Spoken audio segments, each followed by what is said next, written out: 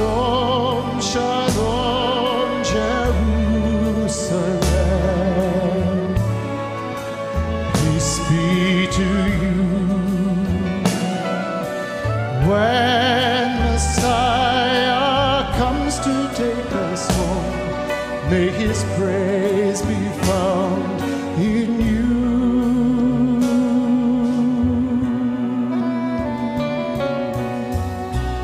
Israel. Alright, Shabbat Shalom. Shabbat Shalom. And Shabbat Shalom to those who will be watching this with us today. I want to just warn in the beginning of the message because of the subject matter. It is somewhat serious, talking about the persecuted believers around the world. Just caution families that may be watching this with small children. We are going to show a video that's about 30 minutes and leave it up to the parents to decide whether they think it's appropriate or not for watching with younger ones. The name of this message is called, Is the Fifth Seal of Revelation Opening? And there has been persecution on the congregation of Yahweh since day one. I mean, you could look in the Bible itself and you find some of the worst persecution that ever came on believers in the early times. Just about every, I believe probably all 12 apostles were martyred, including many, many believers earlier on and through the ages. I detail it in my book, The Gates of Hell Shall Not Prevail Against Her. I highly urge anybody who would like to read the book, you can go to our website, www.coyhwh.com, and you can download it for free, or if you want a hard copy, you can write us. But it really documents the true believers starting from 30 AD all the way up until today. But what's been happening over the last month or so is something much, much greater than I think we've ever seen since probably the first century. And I just want to read something here that talking about on persecution of believers. It says, persecution kills 150,000 Christians every year, and that is doubled just in the last year. Statistics suggest that contrary to popular perception, Christians are the world's most persecuted religious minority.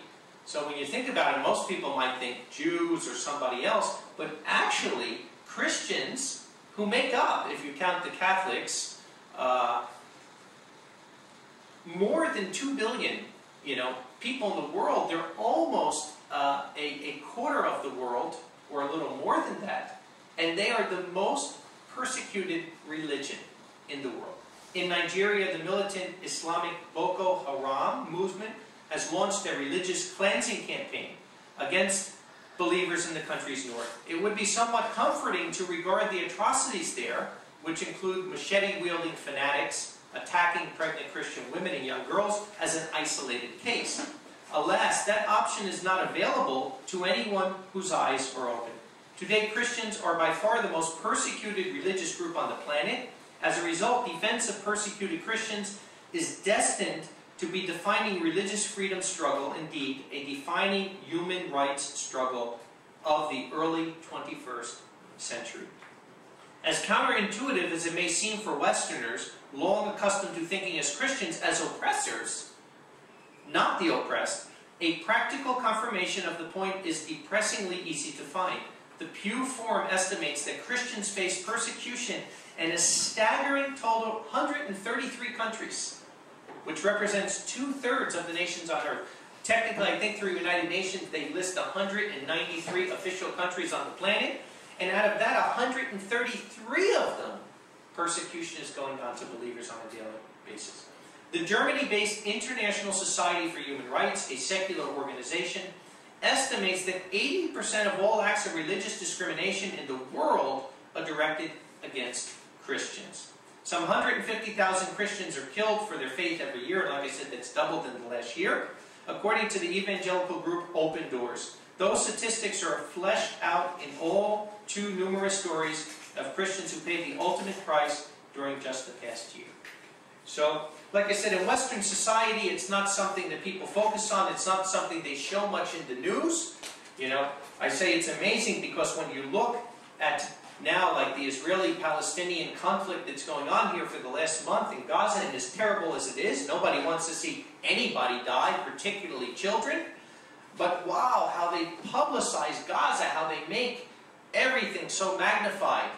And yet, you have atrocities going on all over the world to believers, not only Christian Sunday keepers, but believers. Our people in Sudan, we know the situation that's been happening there in South Sudan, the same kind of massacres that are going on. So, I want to show some biblical proof today that possibly this may be the beginning of the fifth seal of Revelation being open and leading more toward the return of Yeshua and the kingdom of Yahweh. I'm going to start in Revelation 6 and verse 9. And when he opened the fifth seal, I saw under the altar of souls of those having been slain for the word of Yahweh and for the witness which they had. And they cried with a great voice, saying, Until when, holy and true Master, do you not judge and make vengeance for our blood from those dwelling on the earth? And there was given to each one a white robe, and it was said to them that they should rest yet a little time, until might be fulfilled also the number of their fellow servants and their brethren, those being about to be killed as they are.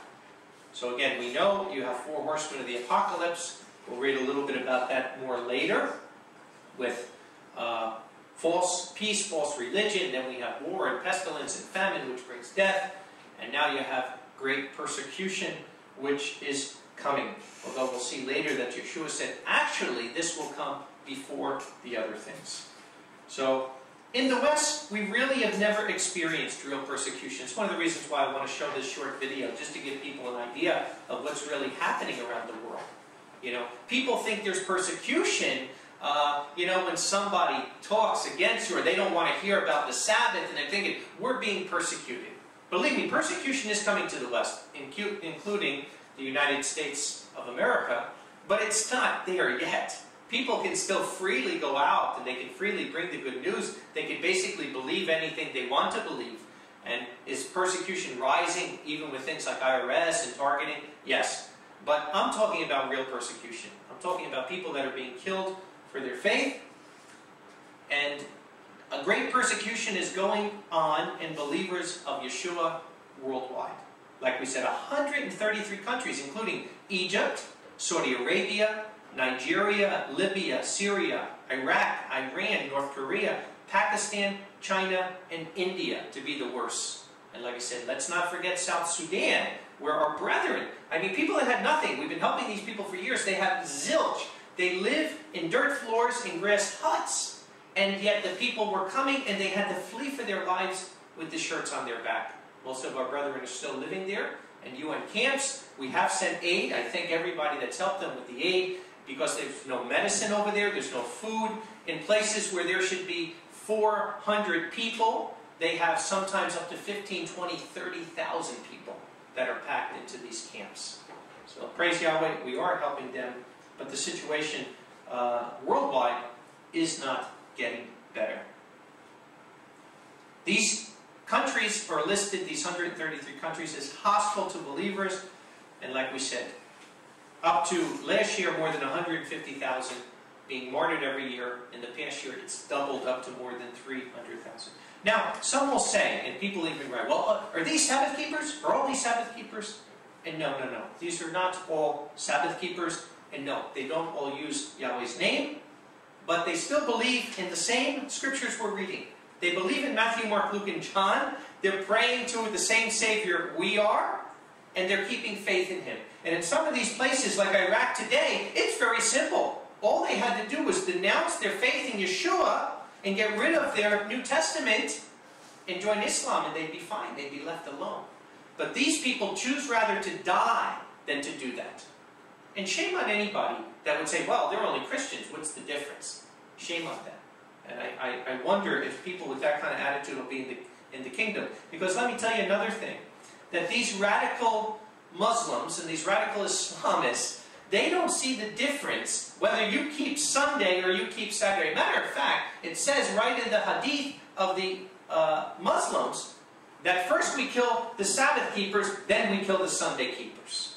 Maybe they're doing it a little bit backwards now, because Israel's been a little stronger, right? But it doesn't make a difference to them. It makes no difference whatsoever. To these people, you're either a Muslim or you're an infidel. And like I said, it is affecting Sabbath keepers and Yahweh's people. Praise Yahweh that at least in South Sudan, not one of our brethren have died. And this is a place where they've slaughtered full villages, but Yahweh is protecting His people. But I think we need to be praying for these people, because you want to know something? More than 90% of true covenant believers were Christians. That's where we all came out of. We all started from there. You don't see many Jews coming to faith. You don't see many Muslims coming to faith, or Hindus or anybody else. But you see people that already believe in the New Testament. They already believe in the saving grace and blood of Yeshua. And maybe they don't know enough. Maybe they don't understand the Sabbath or the Torah. Or they don't understand Yahweh's name. But that's why we're here to bring it to them. That's what our job is. To bring the good news to these people. And I personally went to places, within a 1 or 2 hour message, the whole congregation was coming to the truth. I've seen it in Asia, I've seen it in Africa, I've seen it in South America. I've seen where if you bring the truth to these people, they'll listen. And Yahweh willing, hopefully India is going to be the next big spot that's coming. So it's our job to get it out there, not to judge the people because they never heard it. These are not people who heard the truth and are rejecting it. They're people that are dying for their faith in Yeshua. Revelation 7 and verse 13. And one of the elders answered, saying to me, these are the ones having been clothed in white robes, and who are they, and where did they come from? Now first it names 144,000, the first of the first fruits, right? And now you have this next crowd. This crowd that cannot be numbered. There's people as the sand of the sea that can't be numbered. And I said to him, sir, you know. And he said to me, these are those coming out of great affliction. And they washed their robes and whitened them in the blood of the Lamb. Because of this, they are before the throne of Yahweh and serve Him night and day in His sanctuary. And He's sitting on the throne will tabernacle over them. And they will not hunger still, nor will they thirst, nor at all shall fall on them the sun, nor any kind of heat. Because the Lamb in the midst of the throne will shepherd them and will lead them on springs of living water. And Yahweh will wipe away every tear from your eye. Who are these people? Many of these people are these people now, these Christians that are getting slaughtered. That will be either converted during the tribulation period, or when Yeshua returns, we're going to go to them and bring the truth. They'll be, even if there's only 1 or 2% of the people on the planet living today, that's still about 80 to 100 million people who will be human beings in the millennium. Who are these people that are going to be left to the nations? They certainly ain't Muslims, radical Muslims. They're not atheists. Most of the people that will be humans in the millennium will be these Christians. And then when we bring the truth to them, they'll listen. Another thing to remember is that, and I document this in my book, many of these people that Satan is going after in destroying the places of worship they have, killing these people, many of these are the remnants of the original early believers going back to the 2nd to the 4th century. Now granted, they're the remnant of the ones that fell away, that went back maybe to Orthodox Christianity. But some of these people are the last surviving Aramaic-speaking believers in the world. That if they're slaughtered, we could lose the last communities on earth that are speaking Aramaic. Some of them are in Syria, and above, just up in Turkey, toward Armenia, in Lake Van, in that area. Some of them are in Iraq. But some of them have actually the oldest copies of the Aramaic Peshitta on record. Some of them between 1,000 and 1,500 years old. Still using the Aramaic. They've never used the scriptures from Western society. So there's a history here. And there's a reason why Satan is going after these people. And they're only a part of it. Like I said, believe me, to true believers, the Bible is very clear on it. That when the beast power is set up, there is not one true believer on earth that is not going to be part of the underground congregation. So let's go to the video, and we'll watch that, and then we'll analyze it some and come back with the rest of the message.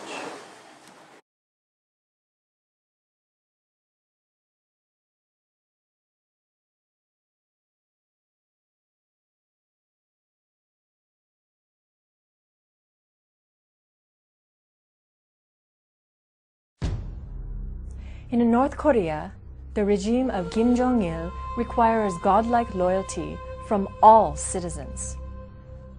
Worshipping in public or in private brings systematic torture and imprisonment. Carrying a Bible or speaking to others about Jesus Christ can bring a cruel death, and it can mean torture for 3 generations of one's family members. Hiding behind a self-enforced curtain of exile, the socialist country of North Korea is getting away with grave human rights violations. Despite this fact, there are an estimated 400,000 Christians who are in constant danger because they choose to follow Jesus Christ.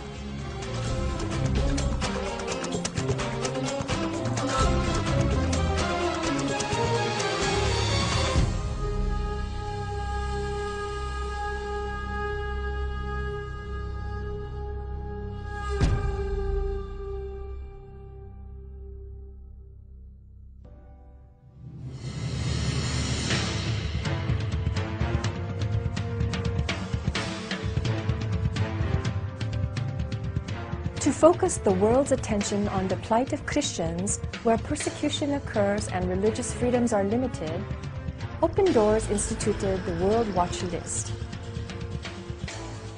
Every country in the world is evaluated based on questions that go to the very heart of the issue.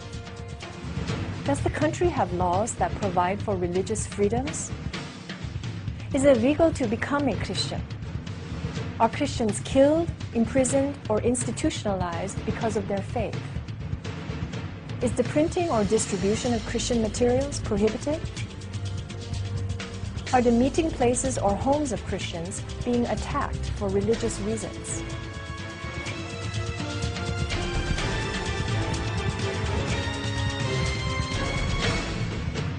North Korea is #1 on the Open Doors World Watch List of most difficult countries for Christians to live. It has held this shameful position since the year 2002.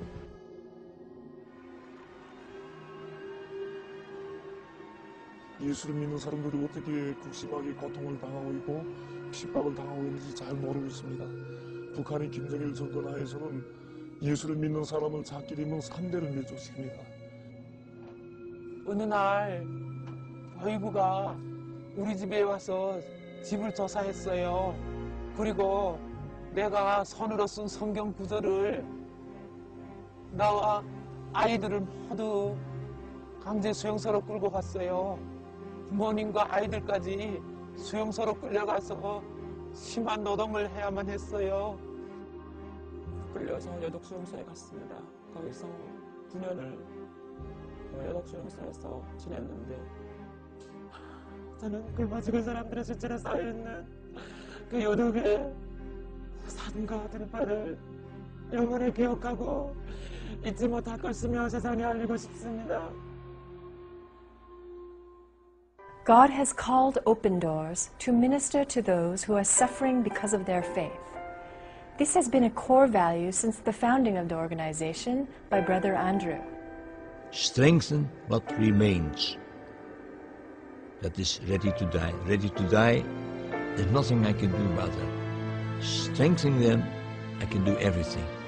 Earlier this year, Open Doors was able to successfully provide many goods for Christians in North Korea.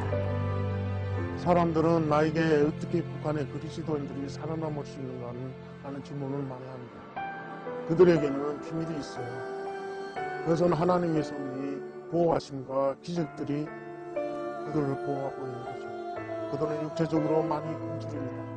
그러나 그들은 하나님의 말씀을 읽지 않고 기도하거나 찬양하지 않고는 살 수 없습니다. 이것이 바로 그들이 살아남을 수 있는 비밀입니다. Open Doors workers near the border are helping North Korean defectors and believers. The organization is providing for the needs of defectors' families while they study theology in South Korea.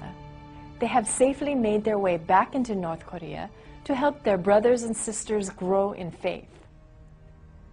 지금같이 힘든 상황에 북한 성도들이 절망하고 있는 그는 오히려 한마음 한뜻으로 북한의 복음화를 위한 좋은 기회라고 말합니다. 저는 이 말을 듣고 너무나도 흥분되고 감격되었습니다. 북한 성도들이 기도하고 있는 것은 그들이 친구들과 가족들이 그리스도를 아는 것입니다. 그들은 자신들을 핍박하는 자들을 위해서도 기도하고 있습니다.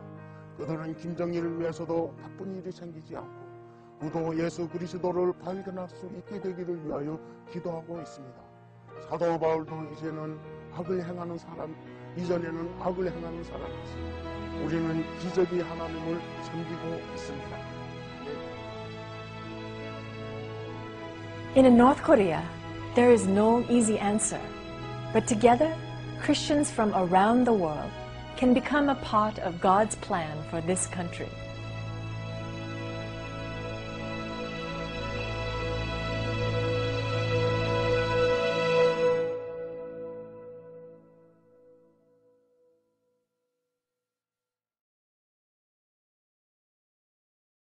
Well, the attacks against Christians in Orissa began on August 24th and have continued ever since. We are getting daily reports of churches being burned to the ground, Christian homes being destroyed, as well as daily reports of attacks against Christian believers. But why is this happening? Why is this taking place today here in India? Well, I had a chance to visit the epicenter in Kandhamal to get a closer look at the persecution of Christians. Here's my report.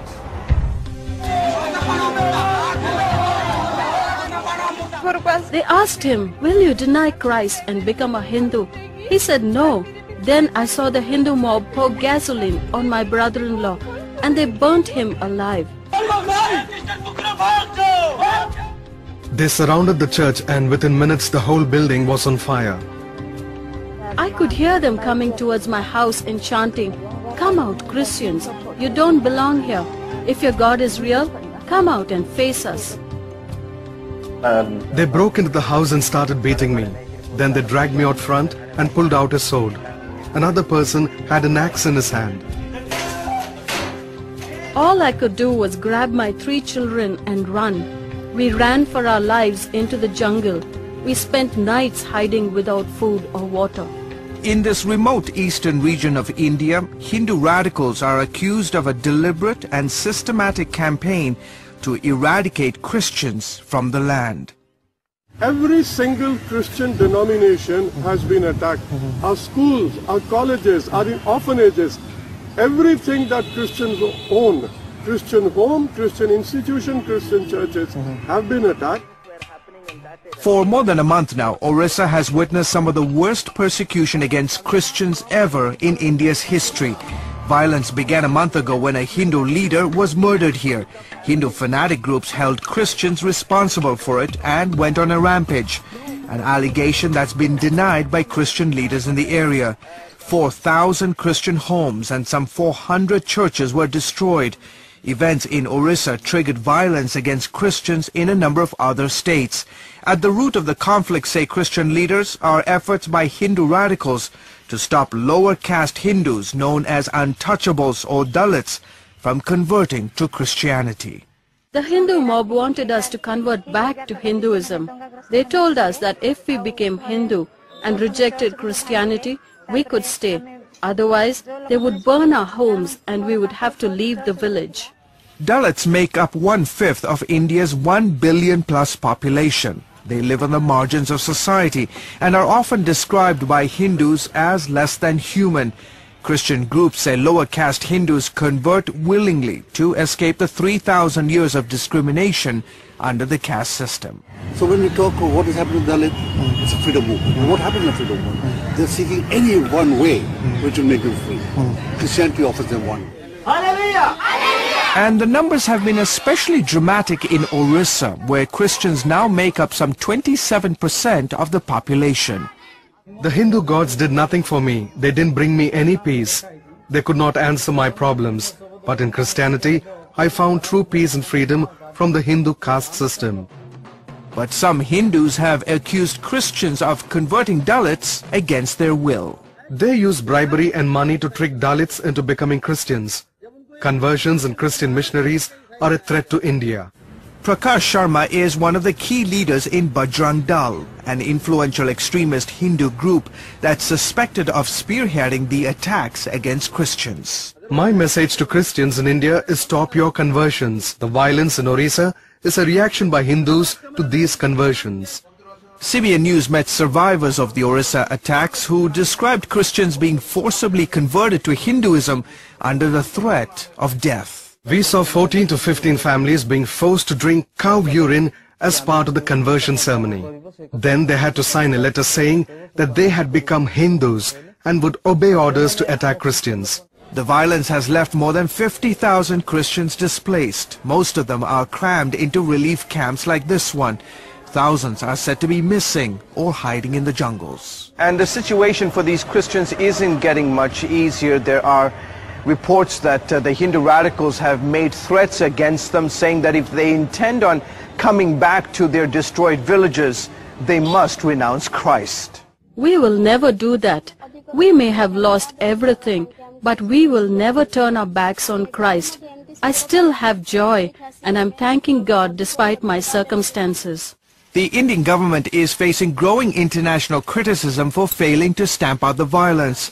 The government has deployed several hundred more police to the region. Some are also calling on the government to ban groups like the Bajrang Dal and other extremist Hindu outfits that promote violence and religious intolerance. More than a month after the attacks began, some Christians are slowly finding the courage to come out from hiding in the jungles and are walking to the nearest refugee camp, uncertain about their future but hopeful they can one day go back home. Please pray for us that we can go back to our destroyed homes, rebuild them, and be a stronger witness for God among the non-Christians of our village. Hallelujah! In the meantime, thousands of Christians have been gathering in the nation's capital city, New Delhi, for a week-long of prayer rallies as well as peaceful protests.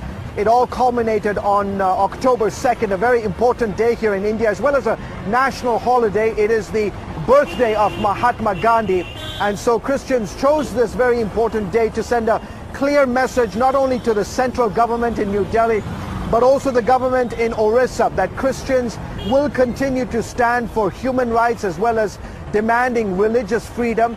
And the organizers of these peaceful protests say they will continue to hold these events until the persecution of Christians in Orissa comes to an end.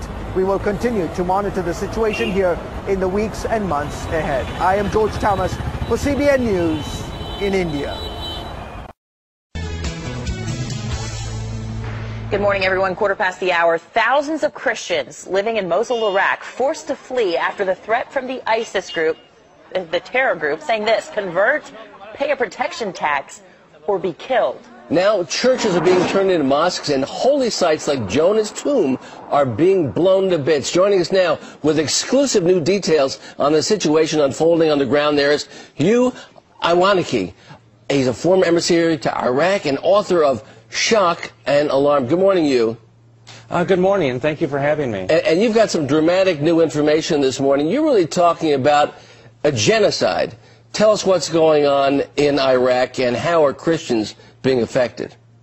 Well, that's right. It is, in fact, a genocide that's going on. And what's happening in Iraq shouldn't be a surprise to us. The events that have taken place are entirely predictable, as I wrote about in my book, Shock and Alarm. I'm sorry, go ahead. And Hugh, your sources are saying that there were 60,000 Christians in Mosul back in 2003. Then this past June, there were just 35,000. Today, currently 0. I mean, these numbers, astonishing. What can you attribute this to? This is shocking, and in fact, some of my sources have provided me that, for example, there's the Presbyterian Church in Mosul that was founded in 1850, has now closed its doors, is deserted with the last 4 members fleeing the country. Well, tell us also, you also detail how an American Christian now is being held for $5 million ransom by ISIS, the dastardly terrorist group there. Tell us about that. Well, I can't really go into a lot of details about that, but that is correct. Several months ago, an American Christian woman was kidnapped by ISIS, and she's being held for $5 million with her life in the balance here. Well, what do you think the President of the United States needs to do in this situation? I mean, for Christians make up a large portion of the population here at home, and we're supposed to love our brothers and sisters in Christ. What does President Obama need to do? Well, this is a very good question. When there was one Palestinian teenager that was killed in Israel, Obama spoke out publicly on this issue, and yet the president has refused to speak out publicly on what's happening in Iraq. Thousands of Christians are being killed or forced to flee from their homes. We as Americans, I believe, need to take decisive action, and not just the president, but also our country. Americans need to contact their elected representatives and to put pressure on our government to help these Iraqis find safety. Another thing that we can do, as far as I wrote about my book, is that there's donations that Americans can help as far as to help these Christians. For example, it's Open Doors and Voice of the Martyrs. Well, that's very, very interesting, and a lot of Americans feel powerless and helpless in hearing about this and are wondering why the American government has not stepped up, but they can step up in their small ways. Hugh Iwaniki, Shock and Alarm, new book. Thanks for being with us here today. Keep us up to date as what is happening with this new genocide, as you say. Please do. I will do that. Thank you very much for having me. Thank you. Hello and welcome to Justice. I'm Judge Janine Pirro. Thanks for being with us. Tonight, Christians in the Middle East marked for death because of their faith, and no one is fighting for them. As Christians are slaughtered, churches torched, and families forced from their homeland, the mass murder of Christians is underway. While Israeli Jews are under similar attack, at least they have Netanyahu, a leader who is willing to fight to the death. So who should be defending Christians? Who? The leader of the Catholic Church, the Pope, the man who shepherds the faithful. Now, it may seem to you that the destruction of biblical antiquities, the looting of churches, and the persecution of Christians are a half a globe away. It's someone else's problem. After all, you're safe. You live in the United States of America. But you need to worry. A reverse crusade is already underway, and some of those extremists are already in the United States. ISIS, the radicalized Muslim group that already has created a caliphate in Syria, Iraq, and the border of Jordan, a nation described not by nationality but by religion, issued an ultimatum to Christians to leave their homeland, convert to Islam, or die by the sword. They spray paint the homes of Christians to identify those who must convert, leave, or die. And as ISIS, no stranger to technology, posts pictures of Christians crucified, their intent to purge Christians from the Middle East is unquestioned. And while I'm on the subject of who should be defending Christians, I might add that we are a nation founded on the Judeo-Christian ethic, as evidenced by our founding fathers in the Declaration of Independence and the Constitution, so we should be doing something. Why has the Obama administration's foreign policy ignored the killing of Christians in the Middle East? Why has he provided funding to the Muslim Brotherhood in Egypt when the Egyptians themselves wanted the Brotherhood out because of their intolerance of other religions? And while Iran's supreme leader promises a world free of infidels and the flag of Islam in all four corners of the world, our president negotiates for Iran's nuclear enrichment. But now to the papacy. I'm a Christian. I'm a Catholic. I went to Catholic schools. My children are baptized. And I mean no disrespect.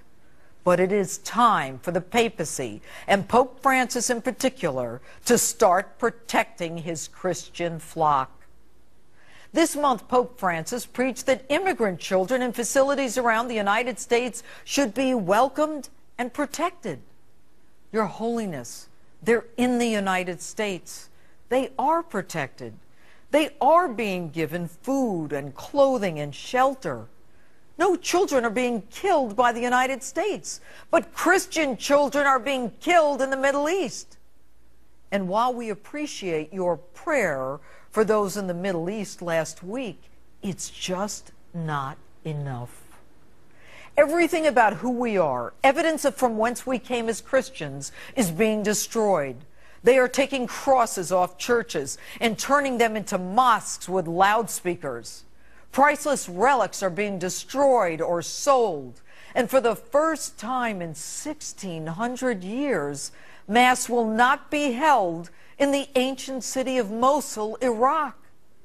The language of Jesus, Aramaic, could be lost as well as Christians who speak it are murdered. Your Holiness, you are the leader of the flock. You control one of the wealthiest organizations in the world. And with wealth comes power. Your recent trips and your planned trips do not reflect the urgent concern necessary for Christians in Iraq and Syria and Egypt. Your pronouncements span the globe. They are repeated in hundreds of thousands of churches throughout the world to millions of parishioners. Every church in the world should be repeating a strong, urgent message from the papacy condemning this slaughter and calling for the world to stop the annihilation of the innocents instead of worrying about immigrant children already protected by America. As a brutal band of jihadists attempt to remove all evidence of Christianity and destroy biblical tombs like that of Jonah, you must act. Your Holiness, the papacy was silent during World War II. You cannot afford to let history repeat itself. And Your Holiness, the papacy also lagged behind the sex abuse scandal. I know. I drafted the first grand jury report detailing the movement of pedophile priests in the nation. It is time for the papacy to get out in front of this Christian massacre. You have incredible power. The Vatican is a country with ambassadors and a secret service. You can put political pressure on nations. You can provide sanctuary. You have resources for humanitarian aid. But most of all, you have the power of the pulpit. You have the power to change the world. Turn the other cheek does not mean that you cannot respond. It does not mean that you cannot provide humanitarian aid. Turn the other cheek does not mean that the most you can offer is a prayer. It does not mean that you cannot go to Iraq and give those Christians who are marked for certain death, willing to die because of their belief in Jesus, some consolation before their inevitable end. And that's my open. And with me now, in defense of Christians, senior advisor and documentary filmmaker Jordan Alette. All right, good evening, Jordan. You've returned from Iraq, Syria, Turkey. You've seen firsthand the slaughter of Christians in the Middle East. What is going on there? Well, thank you, Judge, for having me on and highlighting this very important issue. I think what's going on there is nothing short of a religious cleansing, sort of like the ethnic cleansing that took place in Bosnia years ago. And it's a very important time. We met with Christians, like you said, in Syria, Iraq, refugee camps in Lebanon, in Egypt, Coptic Christians there. And over again, like you said, they asked us the same question, and we didn't really have a very good answer for it. And that was, what is the West doing? What is the U.S. government doing? What are Americans doing to support the beleaguered Christian church in the Middle East? And again, like I said, we didn't have a very good answer for that question, because I think first and foremost, whether it's religious leaders, as you mentioned, or elected officials, they don't move unless people are aware and put pressure on them. And that's what our organization, In Defense of Christians, is trying to do. It's trying to educate people, trying to unify Christians, trying to make people aware, first and foremost, that there are Christians in the Middle East. Because let's be honest, I don't think most Americans even realize that there are large communities of Christians that have existed there for 2,000 years. It's interesting that, 10% of the Coptic Christians, or of Egypt, is made up of Coptic Christians. But all indications are that ISIS is responsible for this. Now, we know that they are this radical Islamist group. Who are they, and how are they being funded? Well, most likely they're being funded by Saudi Arabia and some of these radical groups there. But obviously their goal is, like I said, a religious cleansing, to get rid of all, not only Christians, but anything, like you mentioned, having to do with Christianity, whether it's the churches, the crosses. And they want to make it sort of one big Saudi Arabia. And that's not only a negative thing for the Christians there, but that's a very bad thing for the world in general. And they're talking about doing it not just in the Middle East. Am I correct about that? Well, I think it would be naive to assume that they would stop with just Iraq and Syria and some of these other countries. I'm sure there's a bigger plan there. And if we think that they would stop at that point, like I said, I think we'd be very naive.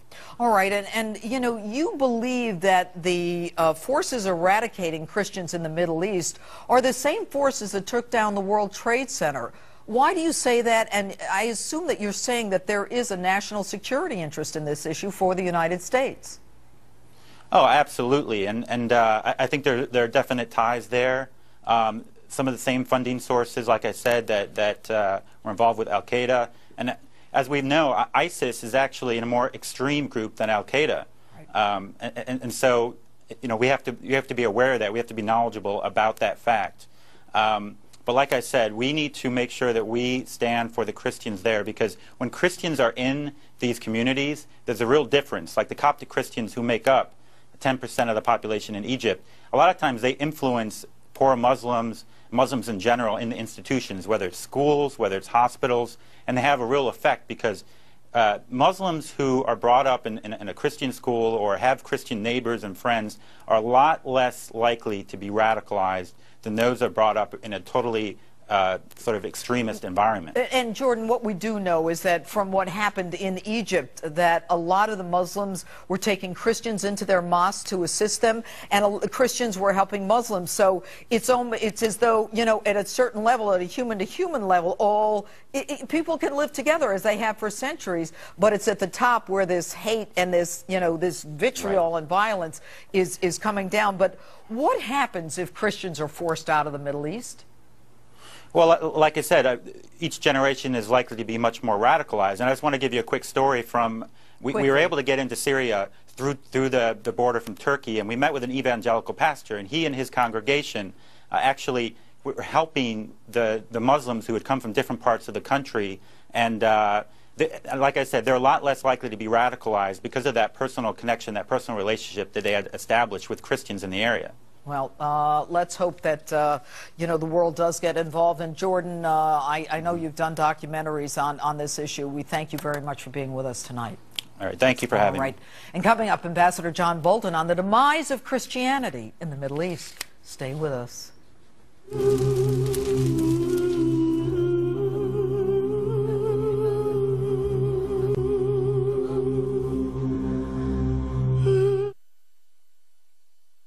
A California businessman is calling on the U.S. to do more to help Christians being persecuted in Iraq.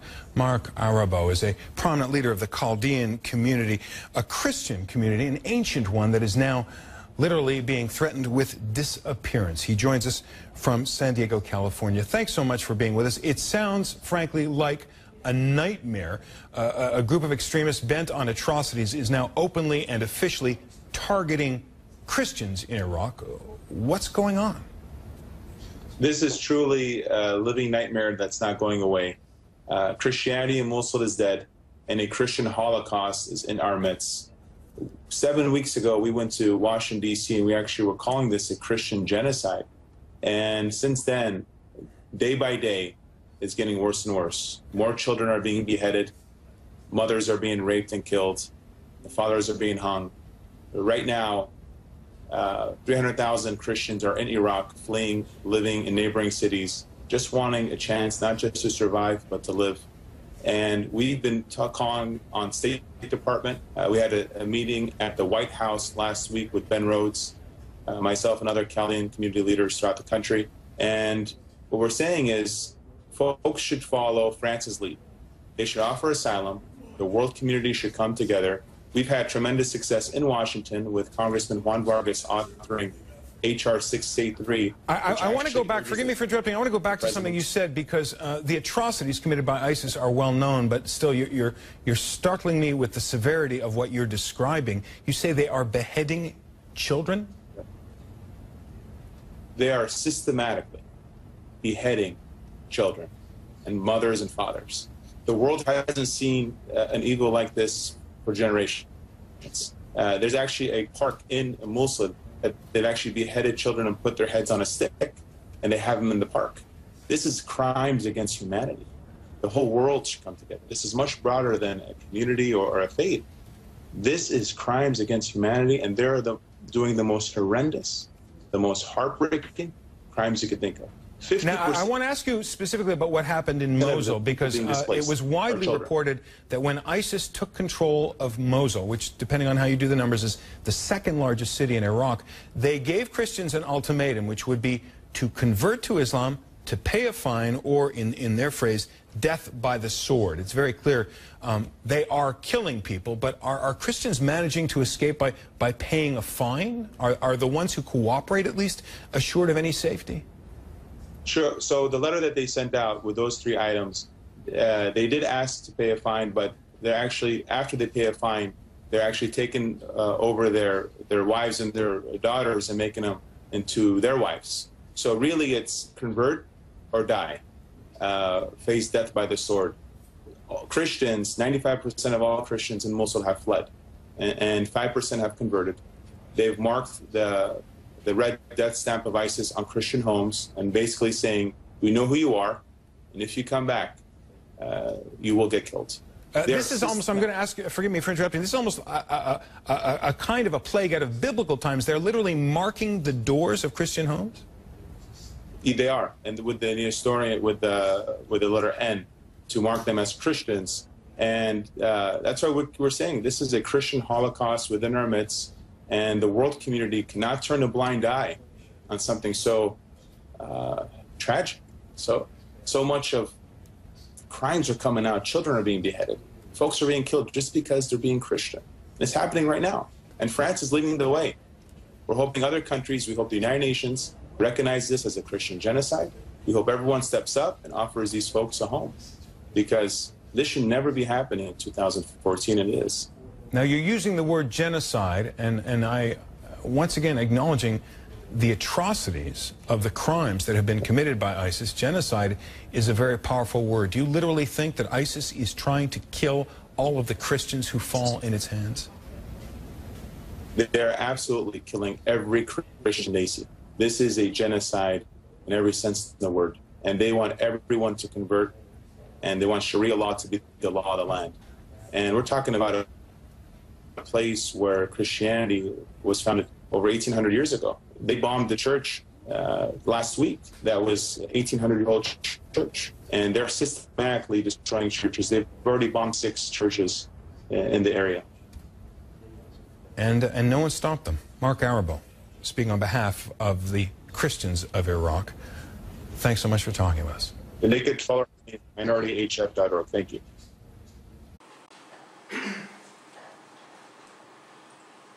Extremely sobering.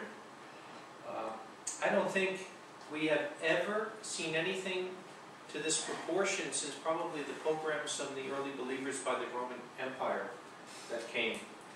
I want to go to Revelation 20, in verse 4. Because there's something in that last interview that the man said, and that they also said in a couple of the other interviews. And I saw thrones, and they sat on them, and judgment was given to them. And the souls of the ones having been beheaded because of the witness of Yeshua, because of the word of Yahweh, who had not worshipped the beast, nor its image, and had not received the mark on their forehead and on their hand, and they lived and reigned with Messiah 1,000 years. And when you look today of what's going on over there, talking about the beheading, Islam is the only religion that does that. You know, you don't see it, you see fighting, you see killing, you see persecution. But Islam is the only religion where literally the way that they kill an infidel is by beheading, just like it talks about here in Revelation 20. Why would that be? I want to go to a few scriptures just showing the importance of beheading. Genesis 3:15, the very first messianic scripture in the Bible. And I will put enmity between you and the woman, and talking about the seed of Yahweh and the seed of Satan, and between your seed and her seed. He will bruise your head, and you shall bruise his heel. We know Yeshua was crucified with the spike coming through his heel, but we know that ultimately Yeshua bruises, destroys the head of Satan. And because of that, I believe that Satan has used beheading throughout time for revenge, you could say, envy, whatever you want to say it to be. 1 Samuel 5, it's an interesting scripture. This is when the Philistines took the Ark of the Covenant of Yahweh, and they took it to Ashdod. 1 Samuel 5:1. It says, "And the Philistines took the Ark of the Elohim and brought it from Ebenezer to Ashdod. And the Philistines took the Ark of the Elohim and brought it into the house of Dagon," the false deity, "and set it near Dagon. And the Ashdodites rose early on the next day, and behold, Dagon had fallen on his face on the earth before the Ark of Yahweh. And they took Dagon and put it back in its place." So here it is, the statue falls down in reverence before Yahweh and the Ark of the Covenant. And then the Ashdodites rose up on the next day, and behold, Dagon, put it in its place. "And they rose early in the morning on the next day, and behold, Dagon had fallen on its face to the earth before the Ark of Yahweh. And the head of Dagon and the two palms of his hand were cut off at the threshold. Only the flat part had been left in." So again, Yahweh showing his supremacy, cutting off the head of it. We also know the mark of the beast. Remember, where's the mark? It's in the hand and in the forehead, because the forehead is your mind, where you think. The hand is what you do. 1 Samuel 17:51, with David and Goliath. Remember, when David beat Goliath, it says, "David ran and stood over the Philistine and took his sword, and he drew it out of its sheath and killed him, and he cut off his head with it. And the Philistines saw their warrior was dead, and they fled." So it's an act of ultimate victory. It's an act of ultimate going back. 1 Samuel 31, 8 and 9. It happens the other way with the Philistines. 1 Samuel 31, 8. "And it happened on the next day, the Philistines came to strip the wounded, and they found Saul and his 3 sons fallen down on Mount Gilboa." So they're already dead, but look what they do. "And they cut off his head and stripped off his weapons and sent into the land of the Philistines all around to proclaim the news in the house of their idols and among the people." So again, the head showing the supremacy. And the last scripture showing this is just 1 Corinthians 11. 1 Corinthians 11. I'll read verse 3 and 4, and then drop down to verse 7. "But I want you to know that Messiah is the head of every man, and the man is the head of a woman, and Yahweh is the head of Messiah. Every man praying or prophesying, having anything down over his head, shames his head." And verse 7 says, "For truly a man ought to not have the head covered, being the image and glory of Elohim, but woman is the glory of man." So again, because Messiah is the head of the congregation, this is what Satan is trying to do through the demonic, fanatical, Islamists that he's using, thinking since Yeshua is the head of the body and we're all pieces, we're fingers, we're hands, we're toes, but Yeshua is the head, and that's why they're cutting off, beheading the people because of that. And that's why also, on just a side note, why men don't cover their head. Because men are made in the image of Yahweh, and it would be disrespectful to do that. I want to go to Revelation 13, just to continue to show, because this could be the beginning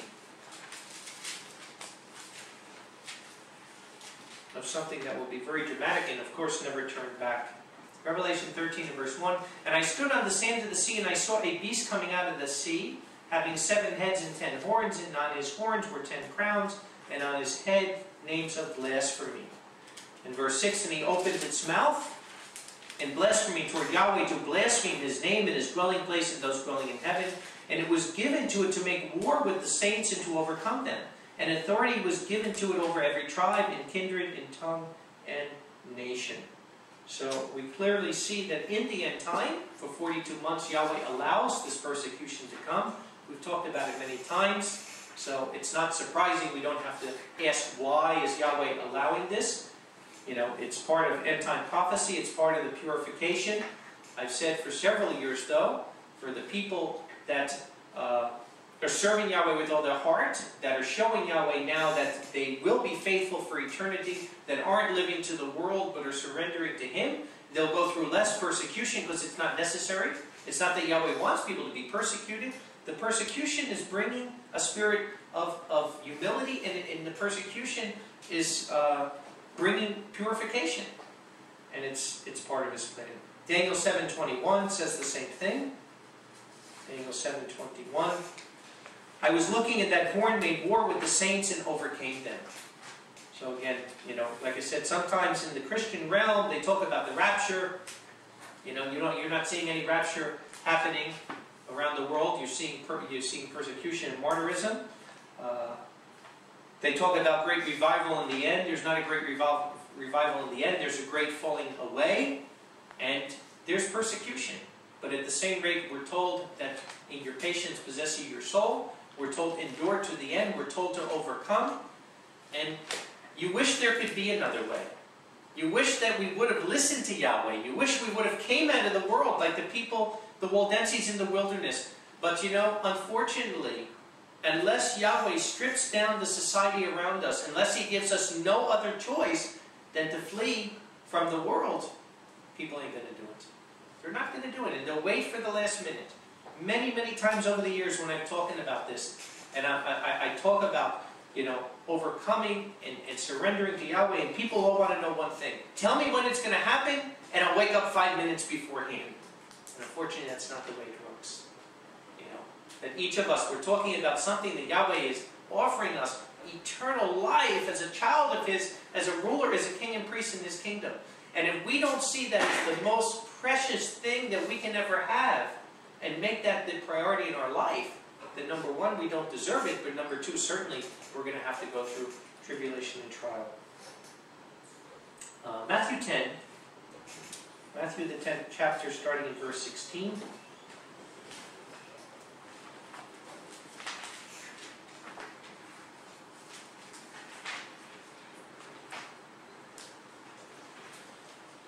He says, Behold, I send you out as sheep in the midst of wolves. Therefore be wise as serpents and harmless as doves.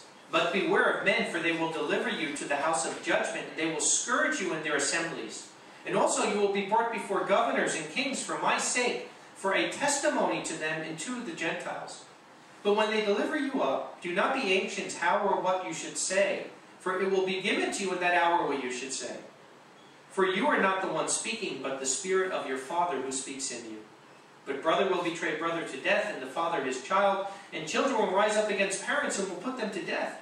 And you will be hated by all on account of my name, but the one enduring to the end shall be saved. Why are they putting an N on all the houses in the Middle East? Because the N stands for Nazarene.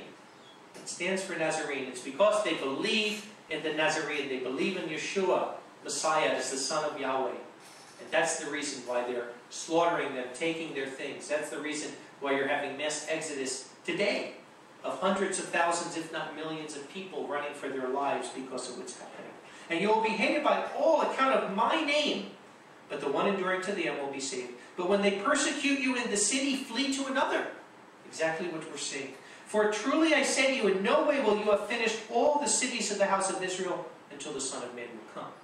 So we could see, you're going to be all of us, Today it's over there, it's coming.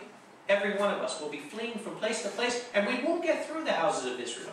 We know many of these places, the cities of Israel, all around the world today. It's not just here in Israel, but it's the cities where the Israelites are living. And like he's saying, you're not going to get through it until the Son of Man comes. This persecution isn't going to stop. It's going to continue, like we read in Revelation 6, until Yeshua returns. So my question is, I asked this in our underground congregation class, what are you willing to die for? What are you willing to die for? It may be a rhetorical question in the West today, but not in 2/3 of the world where believers are dying. You will not die for a doubt. And I'm amazed sometimes how people will come into the truth, they'll embrace the truth, and then all of a sudden they leave the truth, they get into heresy, they get into false doctrines. We have 21 lessons, we're always expanding, but the 21 lessons hit on almost every doctrine in Scripture.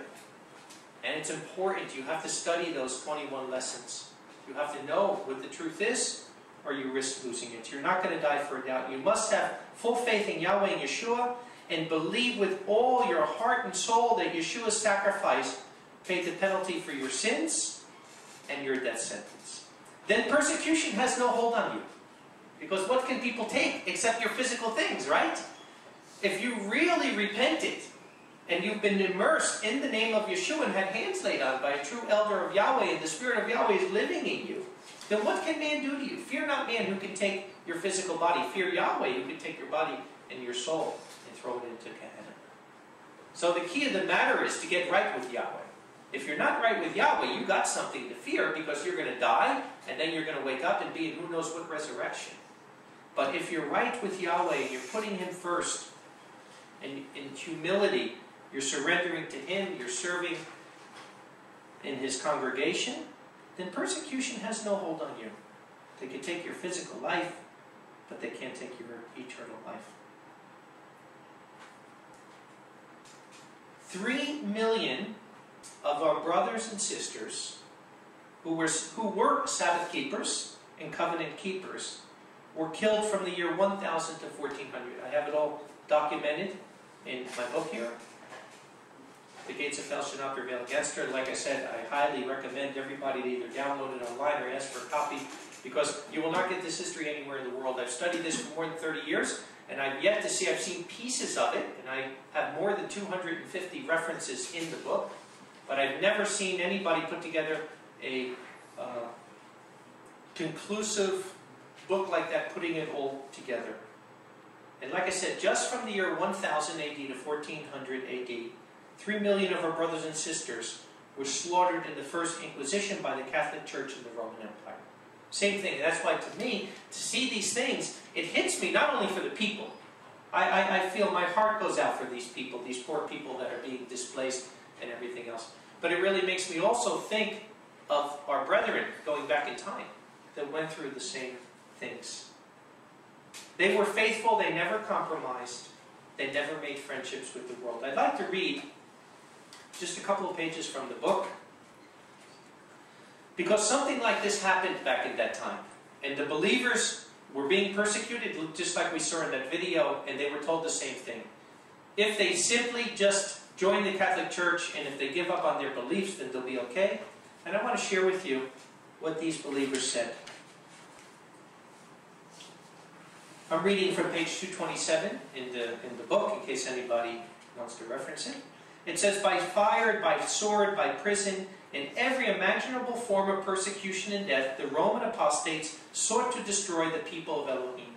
But the more she persecuted, the more she slew, the greater the congregation, and the stronger her people became. Until Rome at last threw all her strength against the unyielding people of the Most High.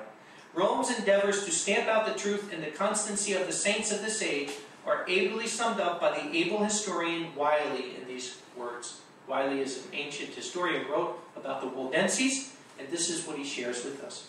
He says, Rome saw that she was making no progress in the extermination of a heresy which had found a seat amidst these hills, as firm as it was ancient. The numbers of the Waldenses were not thinned.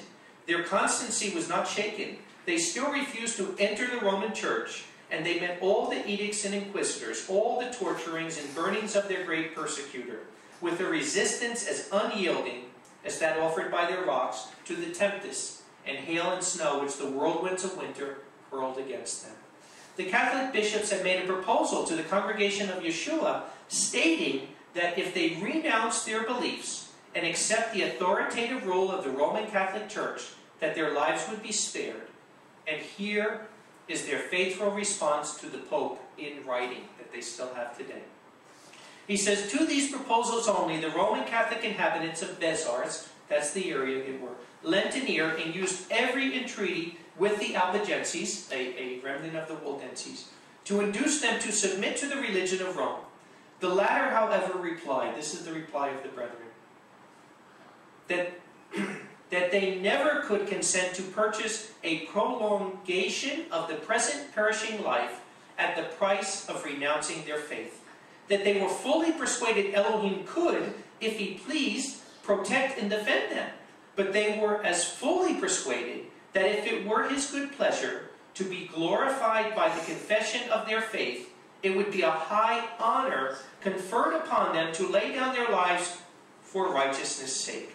That they preferred displeasing the Pope, who could only kill their bodies, much more to incurring the displeasure of Elohim, who could destroy both soul and body at once.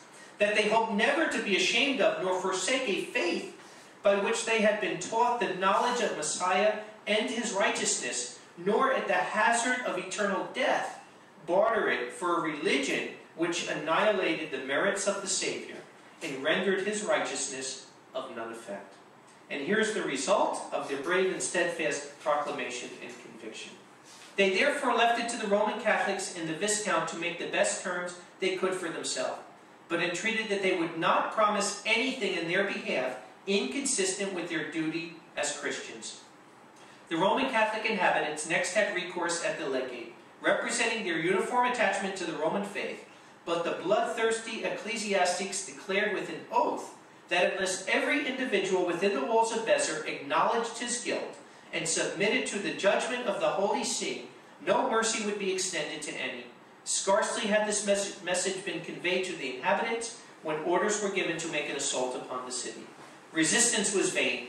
The besiegers were immediately masters of Bezers, and a scene of bloodshed and cruelty followed, of which the most uncivilized barbarians might have been ashamed.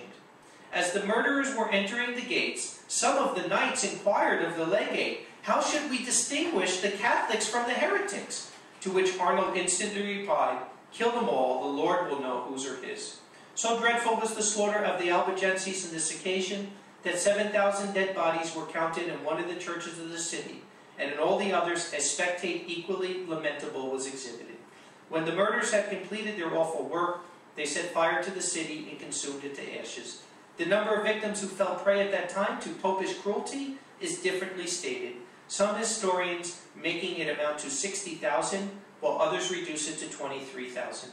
But whichever of these numbers is correct, we see in the whole transaction the wrath of the dragon displayed in a manner most fearful against the seed of the congregation of Yeshua.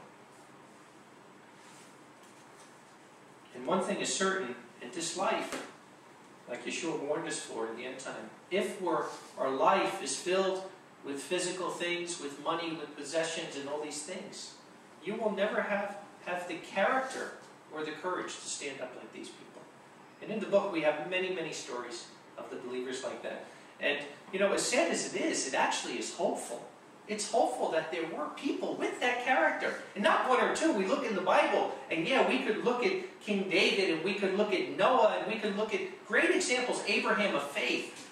But when we also look at people all throughout the last 2,000 years, that in the thousands that had that character and had that faith, that would not compromise with their beliefs, and were willing to give their physical life if they had to keep their eternal life intact.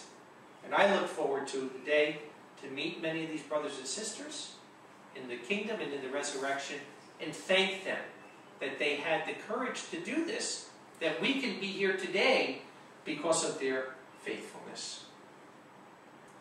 Greatly persecuted but never compromised, stay faithful to the end, and like I said, if you need a copy of the book, please get it. 1 Peter 4, two more scriptures and then we're going to end. 1 Peter 4.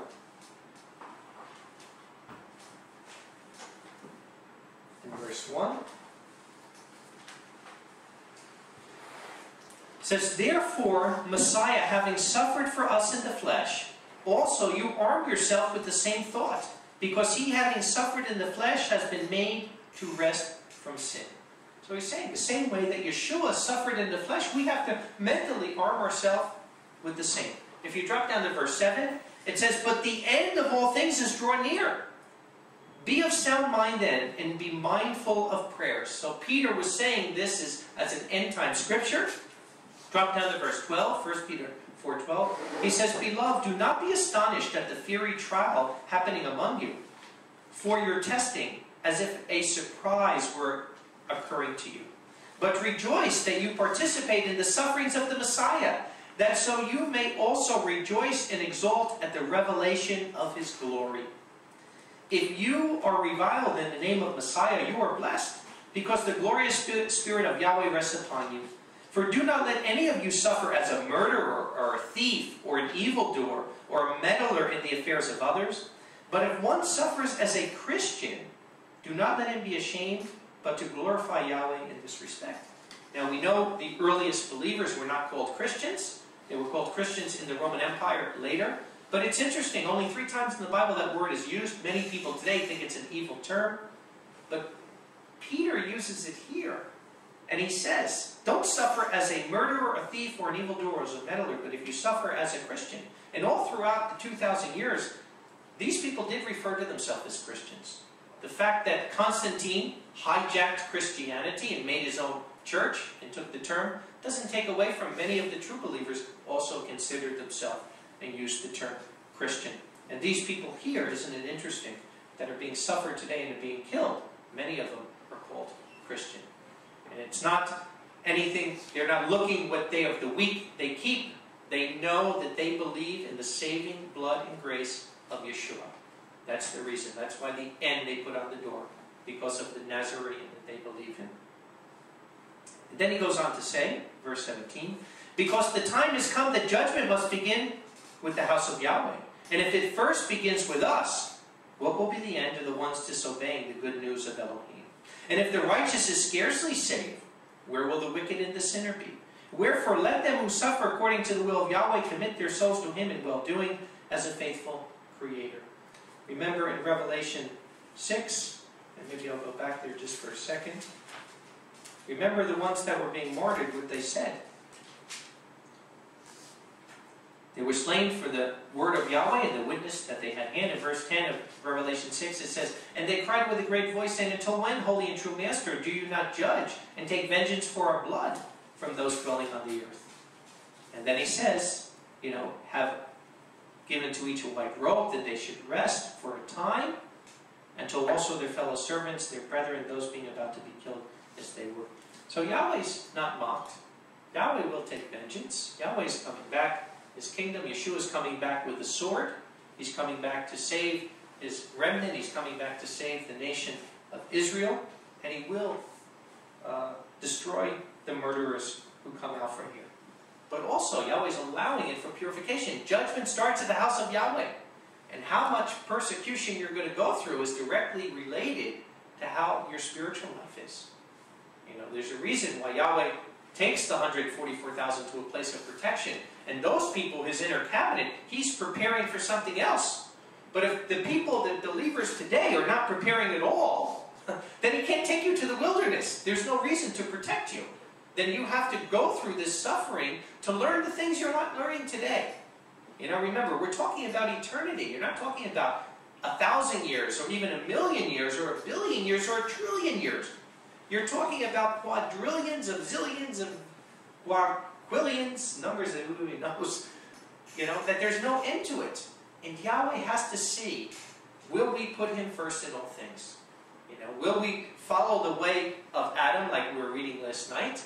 Are we going to go to the way of our human nature and just use our own selfish desires? And are we going to say, hey, we have rights and we want this and I want it this way and I'm not going to follow him and I'll never follow a man?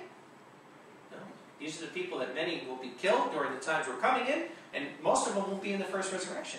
And they'll wake up in the second resurrection, they'll go to the lake of fire, and praise Yahweh, we'll never have to put through that kind of attitude again. But I can guarantee you 1,000%, the ones who will be serving in the kingdom are the ones who are ready to surrender to Yahweh. And that's why this time is coming. It's coming because it's a purification and giving the Laodicean the last opportunity to change his ways and repent and overcome because Yahweh loves him. The last scripture I want to go over is Luke 21. And it's sobering as we see these things right upon us, happening before our eyes. Luke 21, starting in verse 7. And they asked him, saying, Teacher, then when will these things be, and what will be the sign when these things are about to happen? And he said, watch that you are not deceived. For many will come on my name, saying, I am the Messiah. Also, the time has come. Do not go after them. And when you hear of wars and revolutions, do not have fear, for they are necessary first to happen. But the end is not at once. Then he said to them, nation will be lifted against nation, and kingdom against kingdom. And there will be severe earthquakes from place to place, and famine and plagues. And there will be fear and terror attacks, and great signs will be seen from heaven, and the winters will be severe. All things we're seeing accumulating in this time. But this next scripture, verse 12, is the one that always got my ear. He said, but before these things they will lay hands upon you and persecute you. And they will deliver you to the assemblies and the prisons, and they will bring you before kings and governors for my name's sake. So I always knew, well, we can't be that close to the end yet because this great persecution hasn't come. That the persecution has to come first, and then all these other things that we're seeing, the signs, are quickly going to come together. Well, you know what? Here we are. Here we are. The persecution is here. We're seeing persecution that hasn't been seen in 2,000 years, and it's not going to get better. It's not going to get better. And although it's a firebomb in the Middle East, like we see, it's all over the world. And once Babylon, who really hasn't been able to protect these people anyway, and doesn't have any interest in protecting the people, they're actually persecuting or starting to persecute the Christians even there, taking away their religious rights. We see here as this is happening, who is there to protect them? Who is there to stand up? We already see who's standing up for the Muslims. Every time there's, somebody killed in the Gaza Strip, we see the Jews try to protect themselves, but who's standing up for the believers? Who's standing up for the believers? We're hitting the time now where this is being fulfilled. So first we're seeing the persecution, then all the other things come. Then he says, verse 13, but it will return to you for a testimony, then put into your hearts not to premeditate to make a defense, for I will give you a mouth of wisdom, which all those opposing you will not be able to withstand or contradict. Praise Yahweh. That even through this tribulation and trial, that some of us will have opportunity to witness of Yahweh before. And your parents and your brothers and your relatives and your friends will betray you, and they will kill some of you. And you will be hated by all because of my name. We read that before. And a hair of your head shall in no way perish. By your patience, you will gain your souls. And that's what we have to learn. We have to learn discipline. We have to learn patience. And we have to learn trust in Yahweh. Like we were learning in Romans 4 last week with Abraham. Because of Abraham's patience and because of Abraham's faith, everything else came about. And when you see Jerusalem being encircled by armies, then recognize that its destruction has come near. Wow. We're already seeing now. Not to say this is coming tomorrow, but we're seeing what's happening. The nations are already saying to Israel, you better stop this bombing of Gaza. Turkey is threatening to come here with warships. ISIS has already made their intentions. That's why they're called. They're not called just the Islamic State of Syria and Iraq. It's the Islamic State of Syria and Iraq in the Levant. The Levant consists of Syria, Iraq, Jordan, Lebanon, and Israel. And they've already said they're coming for Israel. They've already said it. Some of these ISIS are already in the Gaza Strip. Some of them are already in Sinai. And I'm working on a sermon showing you that ISIS is in prophecy. And it talks about them coming up through Egypt. So when you see Jerusalem encircled by armies, recognize its destruction has come near. It's coming. Then let those in Judea flee into the mountains, and those in its midst let them go out, and those in the villages let them not go to her. For these are days of vengeance, when all things that have been written are to be fulfilled. The wrath of Yahweh, the day of Yahweh. But woe to the pregnant women and the ones nursing in those days, for great distress will be on the earth, and wrath on this people, on Israel, Judah. And they will fall by the mouth of the sword. Right? So, who is the religion of the sword? Islam. And they will fall by the mouth of the sword and will be led captive to all nations. And Jerusalem will be trodden down by nations until the times of the nations are fulfilled. We know the times of the nations is the prophecy of Ephraim. So many Ephraimites coming to their destiny of who they are. And there will be signs in the sun and the moon and the stars. We're already starting to see it. And on the earth will be anxiety of nations with bewilderment, roaring of surf, of sea and surf, tsunamis, men fainting from fear and expectation of the things coming on the earth, for the powers of the heavens will be shaken. They said, I don't know if you heard this in the news, but they said 2 months ago that there was a solar storm that they didn't know it at the time, but they said came very, very close to doing a lot of damage on the earth. And they said if a solar storm was large enough, it can do more damage than an EMP weapon. And they've had that. You know, we only had electric for 100-something years, so if an EMP happened 300 years ago, it wouldn't do the same damage that you've had today. And then, he says though, and then they will see the Son of Man come in a cloud with power and much glory. But when you see these things begin to happen, have courage and lift up your heads, because your salvation draws near. So as sobering as it is that we're seeing these things at the doors, like he says, when you see these things begin to happen, have courage and lift up your heads, because your salvation is near. As long as we are living our life in the faith that Yahweh requires of us, as long as we are following Him to the best of our ability and putting Him first in our life, we can have courage. We have nothing to fear. We don't have to fear Hamas or ISIS or any of these other ones, because we know that for 42 months Yahweh allows the beast power to reign over the earth. But we know, like it says here, that after those things, Yeshua returns in power and glory, and whether we're sleeping in the ground or you're alive to that time, we will both be raised up to meet Him in the air. And then, like we said, it's not the end of the world, it's world without end. And that is the great good news message. Not the message that we see in the world today, but the message that there's a righteous kingdom coming with a righteous king, and anybody of any country or race or ethnicity doesn't make a difference. That if they have a heart of repentance and turning back toward Yahweh and having Yeshua,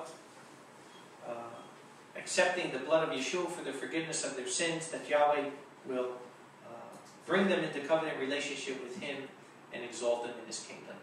So praise Yahweh for that. And like I said, the persecution that's coming is for purification. We have to be overcomers. We have to endure with patience. And everything we do to the glory of Yahweh. Yahweh bless. Shabbat Shalom.